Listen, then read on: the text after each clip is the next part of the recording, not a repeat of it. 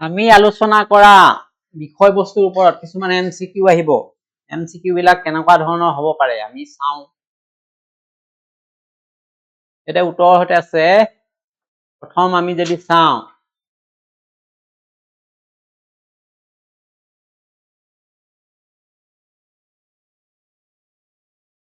বংগ বিভাজন কেতিয়া সংঘটিত হৈছিল?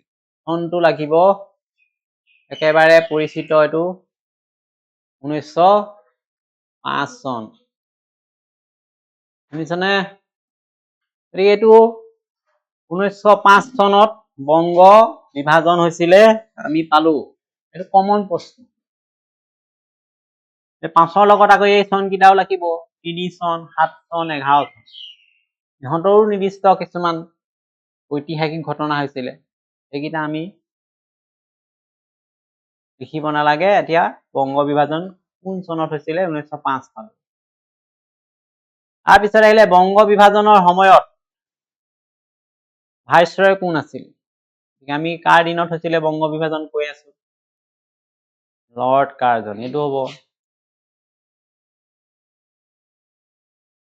লৰ্ড কাৰ্জনে কিমান বছৰ ভাইচৰয় হিচাপে আছিলে? তাৰমানে কিমান চনৰ পৰা কিমান চনলৈ? এইটোও দৰকাৰ।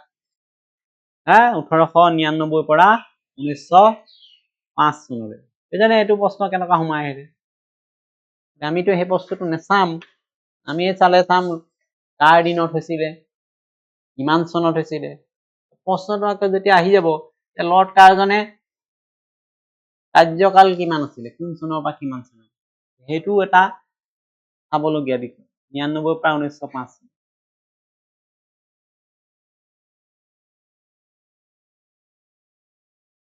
এতিয়া বংগ বিভাজনৰ অন্যতম এটা উদ্দেশ্য কি আছিলে? এতিয়া পাইছিলো। শিক্ষা বিস্তাৰ আছিলে নে, ৰাজহ প্ৰদান আছিলে নে, জাতীয় একতা সৃষ্টি আছিল? এতিয়া পালো যে যিটো বংগ প্ৰদেশত জাতীয় জাগৰণ জাগি উঠিছিলে, হিন্দু মুছলমানৰ একতাটো ভংগ কৰা, তাক দমন কৰা। এইটো হ'ব। স্বদেশী আন্দোলন মূলতঃ কেতিয়াৰ পৰা আৰম্ভ হৈছিল? এই বংগ বিভাজন যিটো আঁচনি যেতিয়া কাৰ্যকৰী হল, সমগ্ৰ দেশত ইয়াৰ প্ৰতিবাদ হল। বংগভংগ কেতিয়া আছিল? 1905 চনত। ইয়াৰ প্ৰতিবাদো তেতিয়াৰ পৰা হৈছে, আৰু সেই আন্দোলনটোকে স্বদেশী আন্দোলন বুলি কৈছে। সেইকাৰণে এই উত্তৰ হ'ব 1905 চন। এতিয়া বংগ বিভাজনৰ দ্বাৰা কিমান খণ্ডত বংগ বিভক্ত হল? কেইটা খণ্ড কৰিলে? কেইভাগ কৰিলে বংগখন? 3টা। দুভাগ কৰিলে, পূৰ্ব বংগ আৰু অসম কৰিলে, এটা পশ্চিম বংগ। পূৰ্ব বংগ অসমৰ লগত কি কি যোগ কৰিলে কৈছো? চট্টগ্ৰাম, ৰাজশ্বাহী আৰু কি? ঢাকা।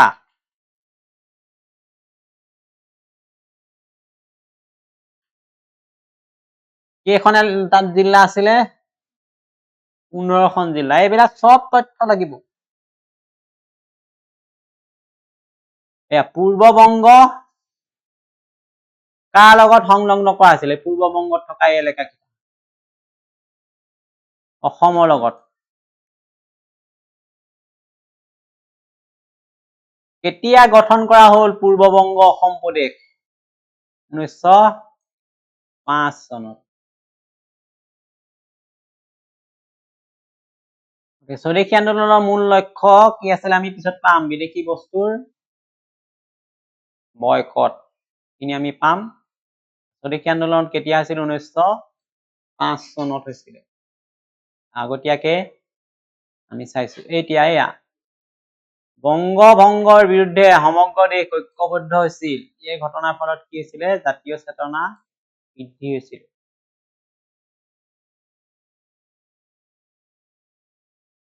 এয়া লৰ্ড কাৰ্জনে কাক মনত ৰাখি বংগ বিভাজনৰ সিদ্ধান্ত লৈছিল? কাৰ কাৰ কথা শুনি পেলাই? আমি পাইছো নে নাই? এন্ড্ৰিউ ফ্ৰেজাৰ, বামফিল্ড ফুলাৰ। মধ্যপ্ৰদেশৰ এজন উপায়ুক্ত আছিলে, উপায়ুক্ত নহয়, মুখ্য আয়ুক্ত এজন অসমৰ মুখ্য চিফ কমিছনাৰ। এতিয়া ভাৰতৰ ৰাজনৈতিক ইতিহাসত চিপাহী বিদ্ৰোহৰ পিছত কোনটো উল্লেখযোগ্য ঘটনা হৈছিল?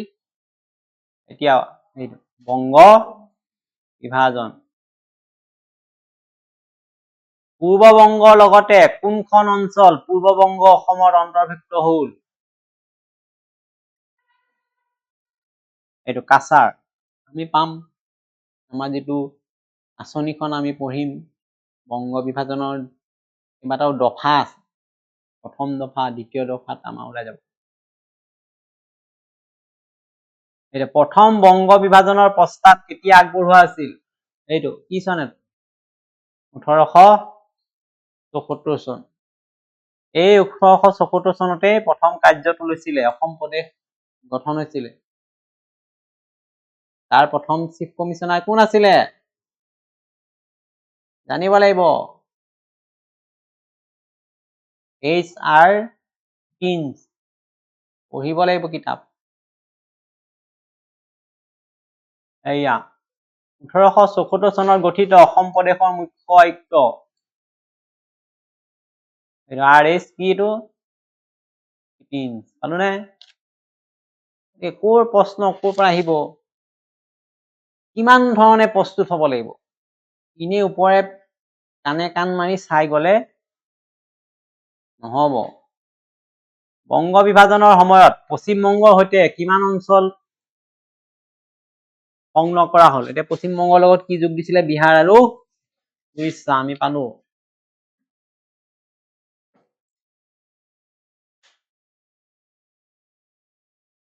কোন ঘটনাটো বংগভংগৰ প্ৰথম পদক্ষেপ বুলি কৈছিলে?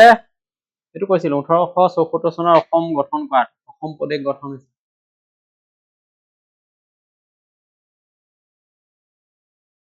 এতিয়া 1874 চনত গঠিত অসম প্ৰদেশৰ জনসংখ্যা কিমান আছিলে? এইটো এটা প্ৰশ্ন। 41 লাখ। কেনেকুৱা প্ৰশ্ন হ'ব? বংগ বিভাজন কাৰ সাৰ্থক বুলি বিবেচনা কৰিছিল লৰ্ড কাৰ্জনে? লৰ্ড কাৰ্জনে ইংৰাজ দৰবাৰৰ।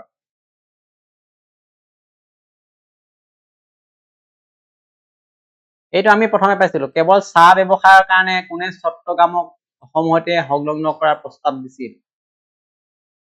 বামফিল্ড ফুলাৰে। 74 চনৰ অসমৰ অন্তৰ্ভুক্ত অঞ্চলসমূহৰ সংখ্যা কিমান আছিল? এইখন জিলা কৈছিলে 6খন। গোৱালপাৰা, নগাঁও, দৰং, লখিমপুৰ, শিৱসাগৰ, এইবিলাক।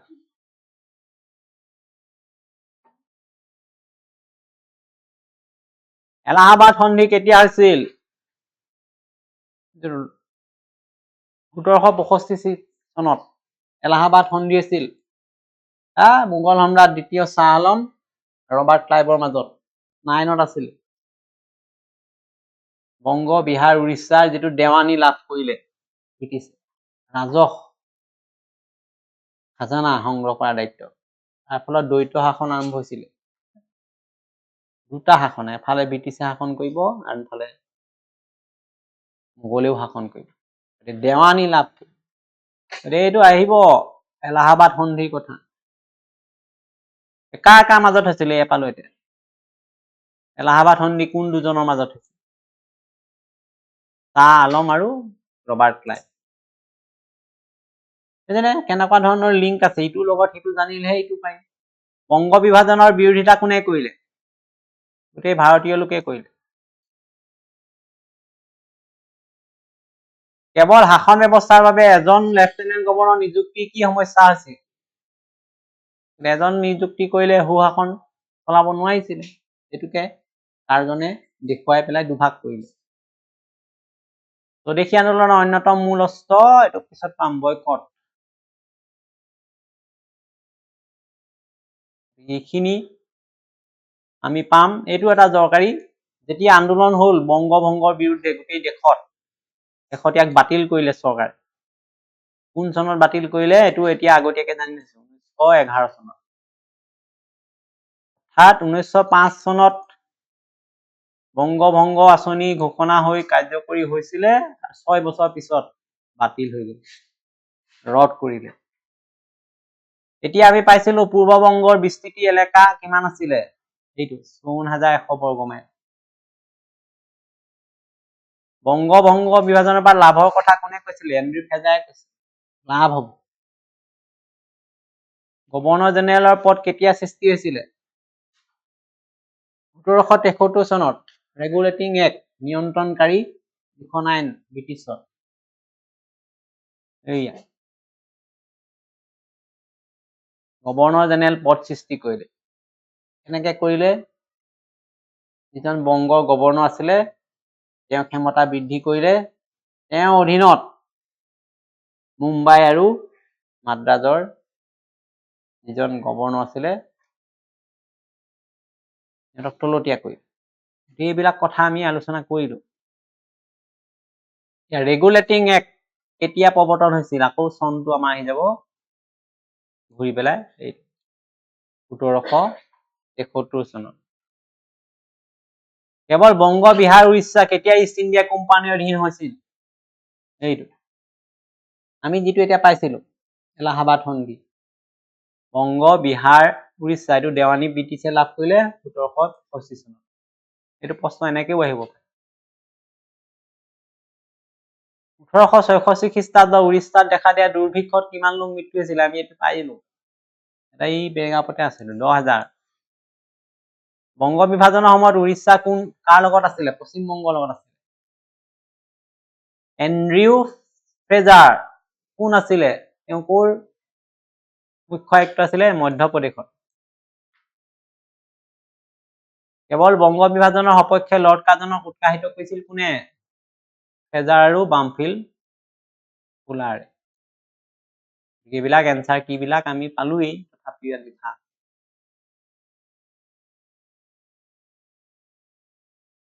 প্ৰফেচনেল কিছুমান বস্তু জানিব লাগিব, চিন্তা কৰি পেলাই নিজেও কৰিব পাৰিব লাগিব। কিতাপখন লৈ যদি আমি চিন্তা কৰো যে ইয়াৰ পৰা কেনেকুৱা আহিব পাৰে, MCQ কেনেকুৱা ধৰণৰ হ'ব পাৰে, তহঁতক মই দেখাই দিছো মডেল বিলাক, এনেকুৱা ধৰণৰ প্ৰশ্ন আহিব পাৰে। যদি আমি মেণ্টেলি প্ৰিপেয়াৰ হৈ যাওঁ পৰীক্ষাত এই ধৰণে, তেতিয়াহ'লে সমস্যা নহ'ব। কিন্তু ইয়াকে নকৰি যদি আমি ওপৰে ওপৰে কিতাপখন পঢ়ি যাওঁ, পৰীক্ষা হলত এটা কথাই ওলাব, প্ৰশ্নখন বহুত টান আহিছে, বুজি পোৱা নাই, বাহানা নহয়, শেষেই নহ'ব। এনেকুৱা বাহানা নেদেখুৱাই নিজকে মেণ্টেলি প্ৰস্তুত কৰাটোহে মেইন কথা।